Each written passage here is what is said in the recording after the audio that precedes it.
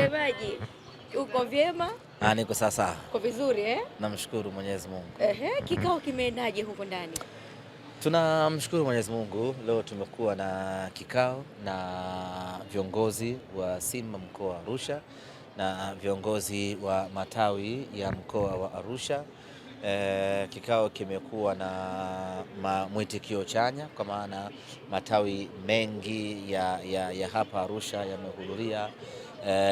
Tawi la Jamhuri, tawi la Simba Burudani, Simba Raha, Simba Duniani, tawi la Sekeli, la Sanawari, tawi la Terminal, wote wamekuja kuhudhuria mkutano huu kwa ajili ya kupanga mikakati kuelekea katika mchezo unaofuata wa ligi kuu, mchezo unaofuata wa kombe la shirikisho la CRDB pamoja na ule wa ligi kuu ya NBC dhidi ya Fountain Gate. Kwanza tumeanza kwa kufanya tathmini mechi ya jana dhidi ya TRA, tulikosea wapi kwenye mipango yetu ya kimkakati. Tukafanya hiyo tathmini na baada hapo tukapanga mipango kulingana na kile ambacho tumegundua tumekosea katika mechi ya TRA na kupanga mkakati kuelekea katika mechi zinazofuata ili tuweze kupata matokeo mazuri katika mchezo huo.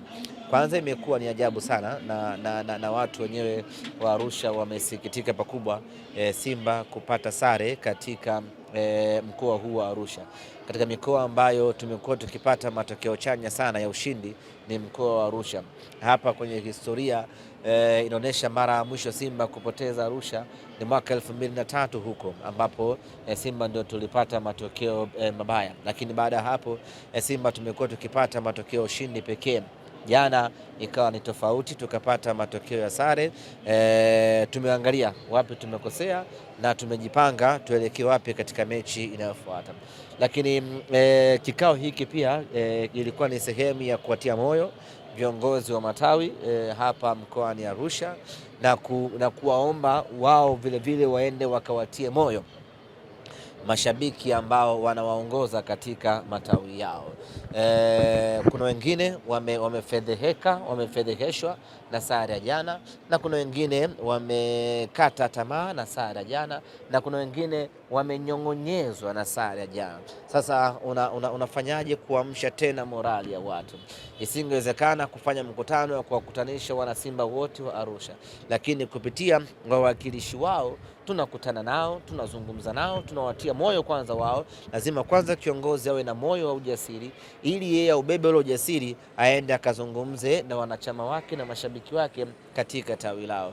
Jambo la kumshukuru Mungu, viongozi wote ambao wamehudhuria hapa wameonyesha bado wana imani na timu yao, wana mioyo migumu na wako tayari kwenda kuipambania timu yao, na wanabeba ujumbe tuliowapa, wanakwenda kuwaambia wanachama wao kwenye matawi yao ya kwamba bado tuna nafasi ya kuendelea kuipambania Simba Sports Club. Hauna swali? Endelea. Jumapili tuna mechi dhidi ya Fountain Gate. Jana tumepata sare dhidi ya Chobwedo. Jumapili tuna mechi dhidi ya Dodoma Jiji. Tumepata sare dhidi ya Chobwedo. Sio TRA. Chobwedo. Jumapili tuna mechi dhidi ya Dodoma Jiji.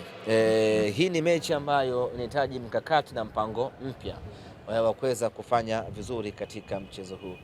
Hatuwezi kwenda katika mchezo huu bila kukaa wanasimba tukapanga mpango mkakati, tukajitathmini, tukaunda nguvu ya pamoja kuelekea katika mchezo huu. Na mechi ya Jumapili mashabiki wa Simba hawatakiwi kuiunganisha kwa namna yote na mechi ya leo. Yaani mwana Simba asikaya najua tumepata sare na TRA. No, ile ni ligi kuu ya NBC. Maumivu na masikitiko yake tunayaacha kule. Tunabeba courage mpya kuelekea mechi hii mpya dhidi ya Dodoma Jiji, kwa sababu hii ni mechi ya shindano nyingine. Kwa hiyo hili wanasimba ni muhimu mno wasilichanganye. Huku kwenye mechi hii ya CRDB inahitaji nguvu mpya, nguvu ya pamoja, na inahitaji nguvu kubwa kwenda kupata ushindi. Na ubaya ni kwamba mechi hii ukifungwa chali. Sasa kama mwanasimba unajihisi umeumia na matokeo ya jana ya TRA, nikwambie tu kama tutapata matokeo mabaya dhidi ya Dodoma Jiji, hapo ndio utakuwa umeumia zaidi, kwa sababu baada ya hapo hautoshiriki tena michuano ya CRDB mpaka mwakani huko. Sasa kuliko kusubiria mwakani mashindano yaanze upya, ni vyema tukawekeza nguvu hivi sasa tukaenda tukamtoa Dodoma Jiji. Tunahitaji msimu huu katika makombe ambayo tunawania tuchukue yote. Kama itashindikana sana, basi moja wapo liwe halali yetu. Na ukiangalia kwenye ligi kuu ya NBC bado tunao nafasi kubwa, na wala msisitushwe na msimamo wa ligi. Msimamo wa ligi hauna tofauti na biashara ya dola, yani exchange rate. Leo imepanda, kesho imeshuka. Asubuhi dola 2560, ukienda jioni unakuta dola 2430 imeshuka. Ukiamka asubuhi imepanda. Huo ndio msimamo wa ligi. Unapanda, unashuka. Gepo lilikuwa linakaribia kuwa alama 1, limeongezeka kuwa alama 5. Litakwenda tena litakuwa ni alama 1, tutakuwa juu. Yani hiyo ndio msimamo wa ligi. Kwa hiyo mwana Simba wala isikufedheheshe. Tunajua namna gani ya kupunguza hilo gap na kukaa pale juu. Lakini hiyo ligi tuachane nayo kwa sababu bado safari yake ni ndefu. Hii shirikisho kwa maana ya kombe la CRDB, hapa ndipo tunahitaji nguvu ya pamoja, kwa sababu hapa ukipigwa nje na timu tunayokwenda kucheza nayo, nyote mnaifahamu, sio tu bora, lakini ni timu ambayo ina uwezo wa kuingia katika mechi na mpango wa kuwazuia na wakafanikia kuwazuia. Kwa hiyo twendeni wana Simba tukapambane. Mimi rai yangu ni moja. Hakuna mwana Simba kukata tamaa. Hakuna mwana Simba kuingiwa na unyonge. Na uzuri ni kwamba tupo kwenye mkoa salama. Mkoa wa watu wagumu, mkoa wa watu mahadko, mkoa wa watu ambao hawavunji moyo na vitu vidogo vidogo. Mioyo yao ile ile ya ujasiri ya watu wa Arusha ya kupambania maisha, tuichukue mioyo hiyo, twende tukaipambanie Simba yetu siku ya Jumapili. Bila shaka wao kutaka suluhu na kujua nini tatizo, ni kwamba wameumia na mko tayari sasa kushirikiana nao. Wameumia, lakini tukakubaliana ya kwamba maumivu sio suluhu ya kupata furaha wakati unapokuja. Ukipata maumivu unapanga mipango mingine kwa ajili ya kupata furaha katika safari inayokuja. Kwa hiyo tumewaambia wana Simba wa Arusha kupitia viongozi wao wa matawi, maumivu ya leo, maumivu aliyopata jana, hebu tuyaache, tuweke mipango ya kwenda kupata furaha siku ya tarehe 12.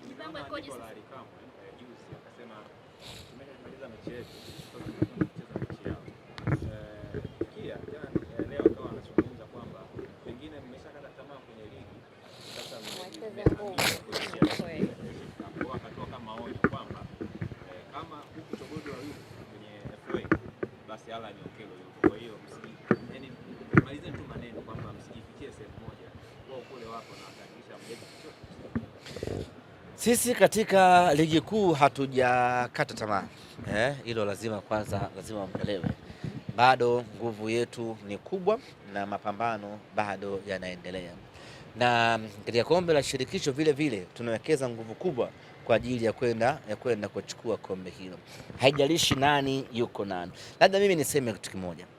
Katika ligi hii ya Tanzania hakuna timu yoyote yenye wachezaji bora kama Simba Sports Club.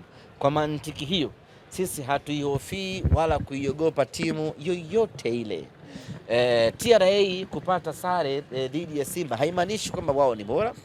Ni basi tu wameingia na mpango ambao umewanufaisha kupata sare, lakini kama haitoshi, hatukuwa sawasawa jana katika mchezo wa jana, lakini ukweli ni kwamba unabaki pale pale ya kwamba Simba tunayo timu bora kweli kweli kuweza kupambana na kushindana katika kombe lolote lile na kufanya vizuri. Kwa ligi kuu sisi bado tuko hai, tunaendelea kupambania ndoto zetu, lakini kwenye kombe la shirikisho la CRDB na kwenyewe vile vile tunawekeza nguvu na kuendelea kupigania ndoto zetu. Semaji leo uliamka na mteja wa pili wa kamati, mteja mpya wa kamati. Tulikuwa tunajaribu kushowcase ama kudisplay mchezaji ambaye ameonyesha utovu wa nidhamu kwa lengo la kukomesha vitendo hivyo. Lengo letu sisi ama lengo langu mimi sio kumkomesha fulani kafungiwa amekoma, no. Lengo letu sisi ni kuondokana na vitendo vya utovu wa nidhamu uwanjani. Imagine unampiga mtu kiwiko, hauwezi jua kitamfikia wapi. Kikifika hapa kwenye roho, maana yake umemuua hapo. Sijui umeelewa? Hasara kwa mchezaji, kwa klabu yake, na kubwa kabisa ni hasara kwa familia yake. Huwezi kujua ana mzigo mkubwa kiasi gani unamtegemea. Kwa hiyo tunapokuwa tunashinikiza vitu hivi vichukuliwe hatua, sio fulani akomoke, hapana. Ni vitendo hivi vikomeshwe, wachezaji waache kufanya uhuni, walindane wenyewe kwa wenyewe, ili kila mchezaji acheze kwa furaha na amani. Lakini wazazi wanaangalia, kwa hiyo wakiona kuna madhara makubwa kwenye mpira wa miguu, wapo wazazi ambao watakataza watoto wao wasiende kucheza mpira wa miguu. Maana yake ni kwamba taifa litaingia kwenye uhaba mkubwa wa kupata wachezaji bora. Alikuwepo Zanzibar. Alikuwepo Zanzibar. Alikuwepo Zanzibar. Yaani sisi katika timu yao hakuna yote ambaye tunamwogopa. Hamna mwenye madhara. Umesema vizuri. Hakuna yote ambaye tunamhofia. Hakuna yote ambaye tunamwogopa. Hakuna yote ambaye anatutisha sisi. Kwa sababu ni mwezi mmoja tu umepita. Sisi na wao tumekutana, mwamuzi akaamua kuwaokoa, akakataa bao letu halali kabisa. Kwa sisi wala hatumwogopi yoyote katika wao, lakini tunachotaka ni kusafisha mpira wetu. Mipango ambayo mmeweka sasa ili kufanya vizuri mechi zijazo? Tumeweka mipango mikali sana. Mipango ya kuwateketeza watu wote ambao wanakuja mbele yetu. Mpango wa kwanza unaanza na Dodoma Jiji kwenye mechi ya tarehe 12, na ni mpango wa kikatili mno. Yani huu mpango ambao tumeuandaa kwanza ni mpango wa surprise. Ni mpango kama ule wa Iran ambao waliuandaa kisirisiri, alafu Marekani na Israeli wakaja kichwa wakakutana na vitu vya moto, wakarejea nyuma, wakataka maridhiano. Ndio mpango ambao tumeuandaa huo kuelekea mechi yetu ya tarehe 12. Lakini tunao mpango mwingine vile kabambe wa kuelekea mechi yetu ya tarehe 15 dhidi ya Fountain Gate. Itakuwa ni hatari kidogo nikiwaambia mipango ambayo tumeifanya hivi sasa, lakini itoshe kusema tu ya kwamba Simba imeandaa mpango wa kigaidi kwenda kupata ushindi michezo yake miwili ya hapa Arusha. Tumia neno kigaidi. Simba imeandaa mpango wa kigaidi wa kwenda kumteketeza Dodoma Jiji na kwenda kumteketeza Fountain Gate. Tunachokihitaji ili mpango wetu huu uweze kwenda sawa sawia, tunahitaji nguvu ya pamoja ya wana Arusha. Tunahitaji nguvu ya pamoja ya wana Simba kutoka kanda ya kaskazini. Tukishikamana kwa pamoja, mipango yetu ya kigaidi inakwenda kutimia vizuri kabisa. Wanasema baada ya mechi yenu na Namungo kishamalizana na Muungano, refa uwe wewe, uwanja mchague, alafu mkutane nao. Hawataki maneno, washajipata. Kama wamejipata hongera yao. Tofauti na sisi ambao sisi hatujawahi kujipoteza. Mko vile vile. Sisi tuko vile timu yetu. Kwa kama kuna watu wanajipoteza, wanajipata, hiyo ni shida yao. Sisi hatujawahi kujipoteza. Simba imeendelea kuwa kwenye ubora wake na siku zote, na sisi tuko tayari kwa mchezo wowote ule unaojua wewe. Mchezo sisi na timu nzuri Betha. Achilia mbali hii sare tunapata dhidi ya TRA, watu wanacheza kingurungunju, au sare dhidi ya Pamba, watu wanacheza kingurungunju. Sisi tunapoweka mali chini tukaamua kucheza, hakuna timu yoyote ambayo inaweza kufikia walau theluthi ya ubora wa Simba. Ndio maana sisi hatuna mashaka hata kidogo. Sisi tunapoamua kucheza na waamuzi wakasimamia sheria sawa 17 za mpira wa miguu, penati wakaweka penati, offside wakaweka offside, Sisi tutaifunga kila timu hapa Tanzania. Ndugu zangu ni nyinyi, sisi tuna timu ya maana sana. Sisi tuna timu bora mno. Sisi unajua timu nyingine unataja mchezaji mmoja mmoja. Sijui nani, sijui nani. Mfano unasikia TRA Chobwedo. Yaani it's like hawana mchezaji mwingine. Hao wengine wanataja hivi sijui nani huyo? Huyo mmoja tu. Lakini kwa Simba Sports Club hapo nazungumzia Aniset Ura, hapo nazungumzia Alibase Gay, hapo nazungumzia Loemba amerejea, hapo unazungumzia Mpanzu anarejea muda si mrefu, hapo nazungumzia Rushain Rock, hapo nazungumzia Nixon Kibaba. Yaani kila unayemzungumzia Simba ni mchezaji bora, ni mchezaji mahiri. Sisi sio mchezaji mmoja mmoja kwamba huyu sasa amekwiva, huyu sasa amejipata, huyu sasa ameshazoea ligi. Sisi kila mchezaji yupo kwenye piki yake. Ndio maana sisi hatuna mashaka yeyote anayekuja mbele yetu na boli likawa la sawa la tupishane, njoo tondoke tuje, sisi tunamfanya vibaya kila mtu. Jana siku nimesikia watu wanasema nimemalizana na Ramadhani Chobwedo, alafu nikaona Alikama amesema engineer tuletee Chobwedo, alafu nikaona pia mchambuzi mwingine akasema Yanga wamempiga Simba kwa Chobwedo bao, yani wamewapiga bao kwa Chobwedo, wamewazidi maarifa, yani maarifa kama kawaida yao. Wakimaanisha kama nyinyi mlikuwa mna mpango naye Chobwedo ni kweli? Chobwedo mlikuwa mna mpango naye? Mashabiki wasemaje? Chobwedo Ramadhani Chobwedo Chobwedo anatakiwa kuja Simba Sports kwa mujibu wa tetesi. Na Alikama kama engineer wamchukue wao Chobwedo. Kwa wao wametangaza hadharani wanataka Chobwedo.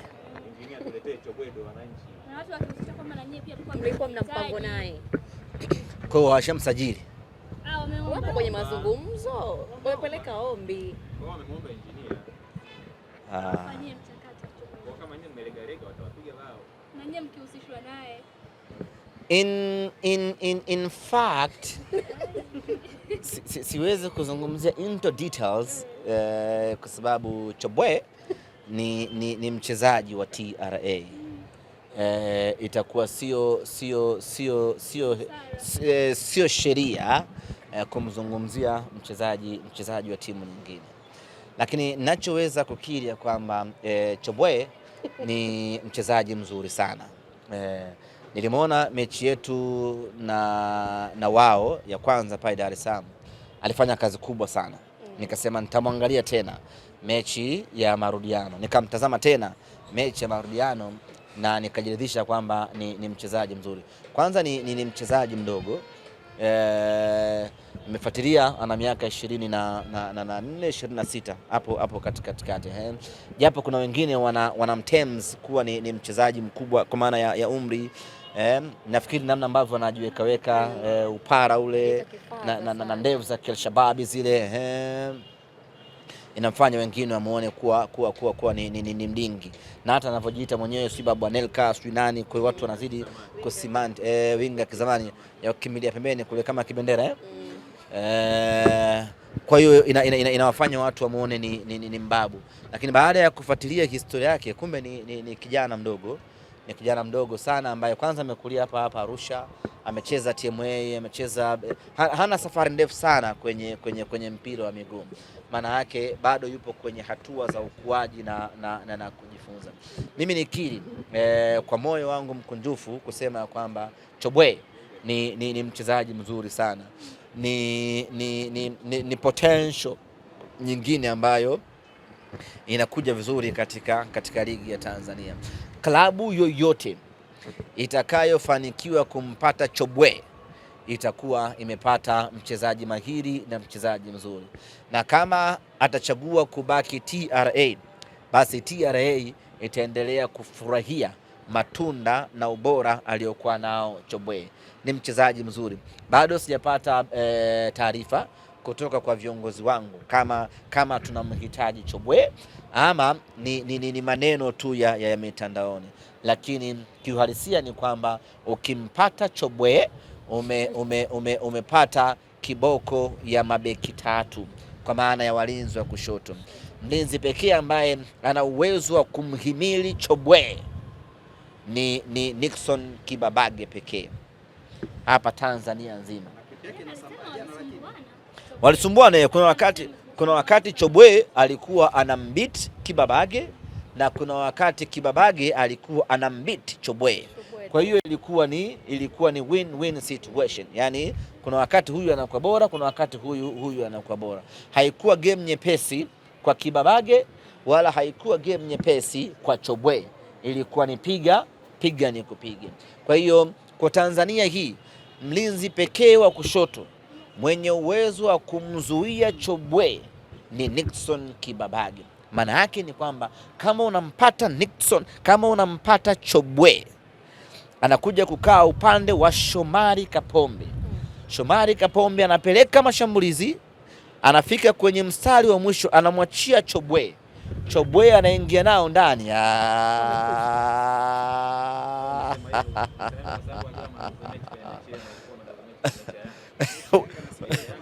Huwezi kuwa Chobwe ni mchezaji mzuri, lakini hawezi kuwa man of the match mbele ya Nixon Kibabage wewe.